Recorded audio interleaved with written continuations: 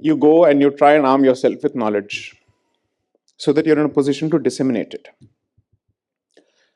Each time you try to present something about your history,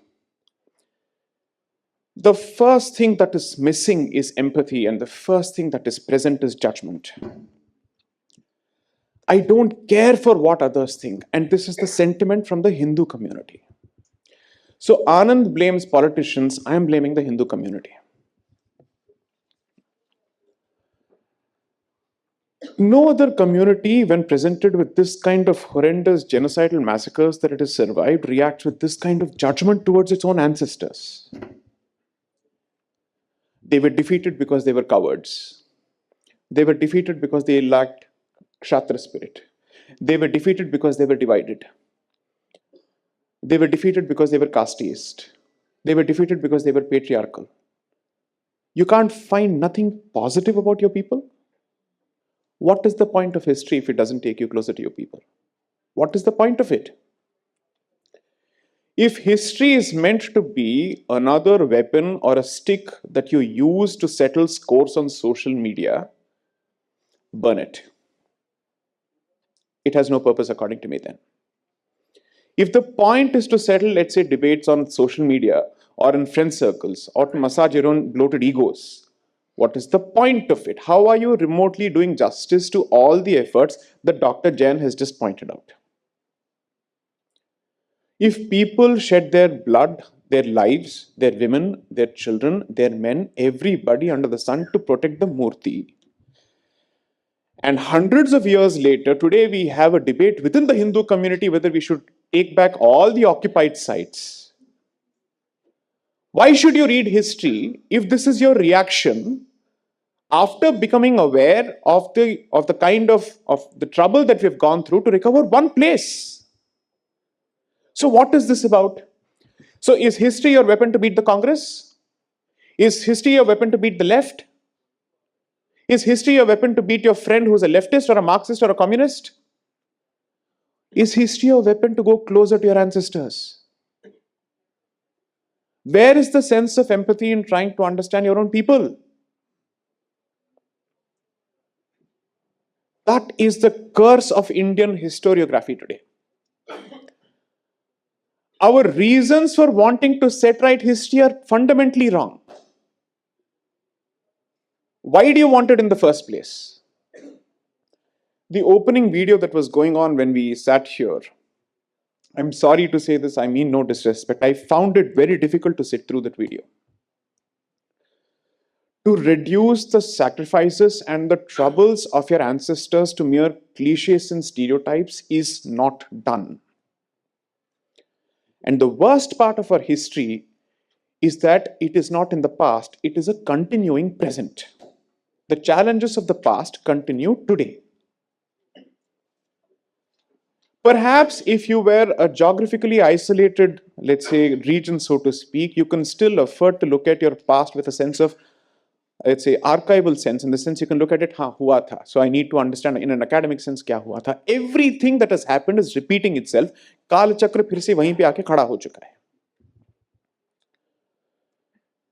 The 1920s, according to me, are no different from the 2020s. The only question that I've been constantly asking myself is, at least at this juncture, will we take the right decision instead of making the mistakes of the past? And therefore, when I look at history, I'm blunt about the fact that I'm looking at weaponizing the Hindu mind. I'm absolutely blunt about it from a societal perspective. If you still don't know how to look out for your interest, you deserve everything that you have suffered and everything that will come your way if you don't learn from it. Somebody has to say this. The politician will not. Somebody else has to say this. I'm the last person as a lawyer to discount the importance of power. I'm the last person to say in the larger picture, in the big picture, in the calculus, it doesn't matter. 100% it matters. This congregation has been made possible because of the change from 2014. Let's admit that.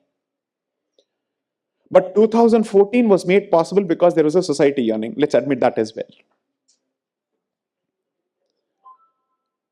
The verdict of 9th of November 2019 was made possible because of 496 years of Jaddojahed. by generations of people who did not know whether they'd be remembered or not. Lawyers will get their visibility, judges will get their visibility. Who is going to talk of the Nihangs and everybody else who fought for 400 years? There was a time when both these communities were fighting together to protect the Kshetra. Can you say the same thing about Punjab of today? Too uncomfortable a fact? Therefore, history is important for Bharat. I don't care whether history is important for anybody else or not. It's extremely crucial for Bharat. Now, let me just share a few points based on what Swapanda pointed out. When he quotes Dalrymple's position on Ashoka being half Greek, why is it that there is this dying need on the part of this white man to look for everything that is white, even in Bharat's history? So there's a fantastic book of Thomas Troutman. You should read it. It's a series of books that he's written on the Aryan invasion theory, its origins. You will never be able to understand the caste debate without understanding the history of Aryan invasion theory and vice versa. Remember that. When you're reading Indian history, that is the thumb rule. So when these people come to this country, they're like, we have colonized so many places.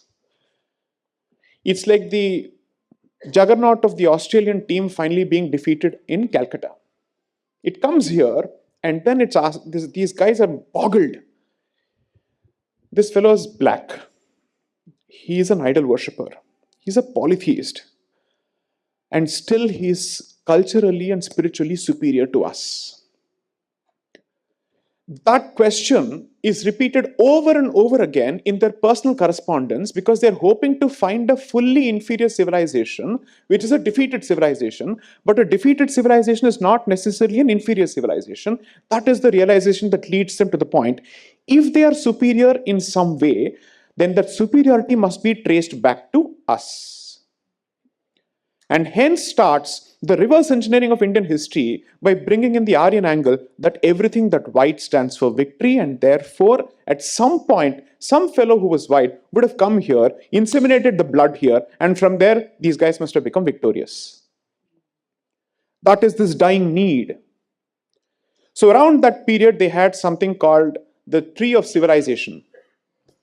The Tree of Civilization is the mapping of different civilizations based on their superiority and inferiority, which they had mapped for themselves, and who you think would be at the top of that particular pecking order. It has to be the white man. How is this entire thing worked out? Language becomes the basis for understanding somebody's race. Their inability to wrap their heads around Sanskrit leads to the conclusion that Sanskrit must necessarily be a white contribution and therefore an Aryan contribution. And from there starts the analysis of the Aryan invasion theory. We continue to spew this nonsense in today's Dravidianist politics in the South. This is literally, pun intended, the Bible of the Dravidianists. Because this is what they swear by when they push their agenda of Brahmin versus non-Brahmin, therefore Aryan versus non-Aryan and Dravidian, therefore North Indian versus South Indian.